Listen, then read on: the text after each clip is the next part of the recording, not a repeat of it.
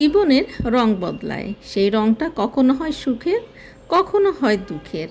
কার জীবনের রং কখন কেমন হবে সেটা মহান আল্লাহ তাআলা ছাড়া কেউ বলতে পারে না।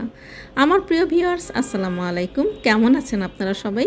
আশা করি মহান আল্লাহ তাআলার রহমতে আপনারা সবাই ভালো আছেন। আলহামদুলিল্লাহ, আমিও ভালো আছি।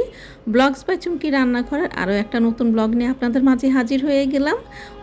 অনেক দিন পরে আপনাদের মাঝে হাজির হলাম। মাঝখানে অনেকটুকু গ্যাপ পড়ে গিয়েছিল, তো আজকে আবার নতুন করে আপনাদের মাঝে হাজির হলাম।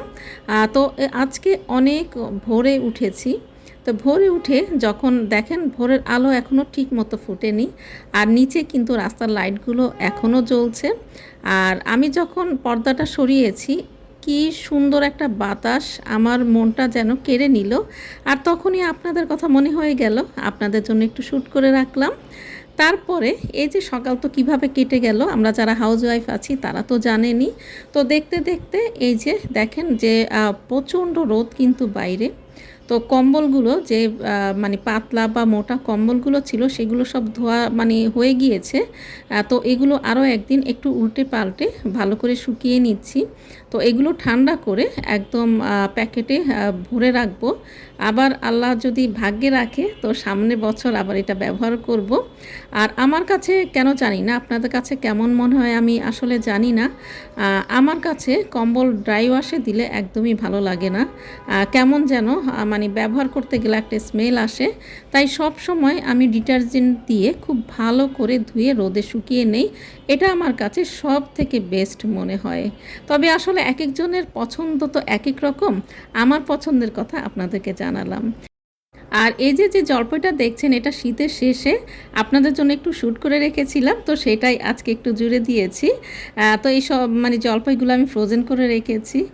আর কিভাবে ফ্রোজেন করেছি সেটা পুরোটা আসলে এখন আপনাদেরকে আর দেখাইনি, পরে এক সময় আপনাদের সাথে শেয়ার করব। আর এই যে খালারও কাজগুলো সব হয়ে গিয়েছে, রুটি বেলে দিচ্ছে।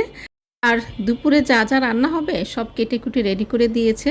আসলে এই গরমে না রান্নাও করতে ইচ্ছা করে না, এত প্রচণ্ড গরম। তো এই গরমে আপনাদের কি অবস্থা অবশ্যই একটু জানিয়ে দিবেন। আর এই যে সেই জলপাই মানে এটা শীতের শেষের দিকে, তো আচার বানানোর জন্য এটা রেডি করে রেখেছিলাম। আর এই যে খালা রুটি বানানোর পরে এই চারকোনা করে কিছু পরোটা বানিয়ে নিচ্ছি। এই পরোটাগুলো আমি যেভাবে বানাই, একদম ফ্রোজেন পরোটা আমরা যেটা কিনে খাই ঠিক সেরকমই খেতে লাগে। পরোটার ভিতরে লেয়ারের জন্য যে মিশ্রণটা তৈরি করা হয় সেটা আমি তৈরি করে একদম রেডি করে দেই।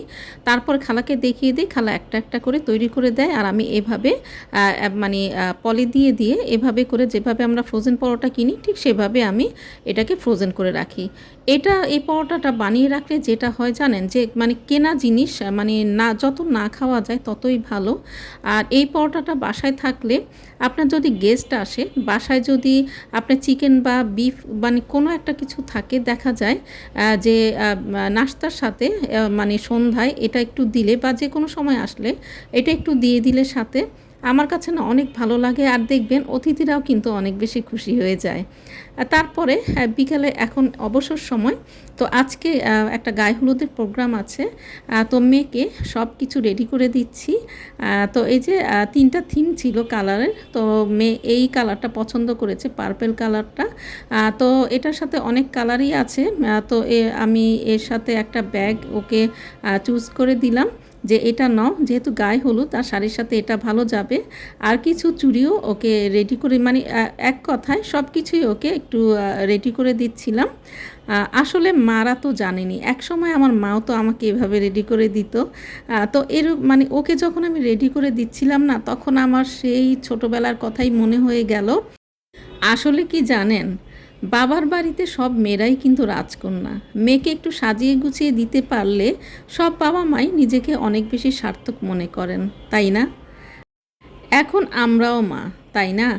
আমাদের ছেলে আর মেয়েকে আমরা কিন্তু রাজপুত্র আর রাজকন্যাই মনে করি। এটাই স্বাভাবিক। আপনার সামর্থ্য যতটুকুই থাকুক না কেন, অনেক বেশি বা অনেক কম সেটাতে কিছু যায় আসে না। বাবা মা তো বাবা মাই, সন্তান সন্তানই।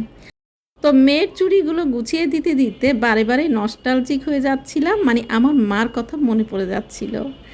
তো আমার ভিডিওর প্রায় শেষ পর্যায়ে চলে এসেছি। আর এই পর্যন্ত যারা আছেন তাদের সবাইকে জানাই অসংখ্য ধন্যবাদ। আমার এই ছোট্ট ভিডিওর কোনো অংশ যদি আপনাদের ভালো লেগে যায় প্লিজ পাশে থেকে যাওয়ার অনুরোধ রইল। আল্লাহ হাফেজ।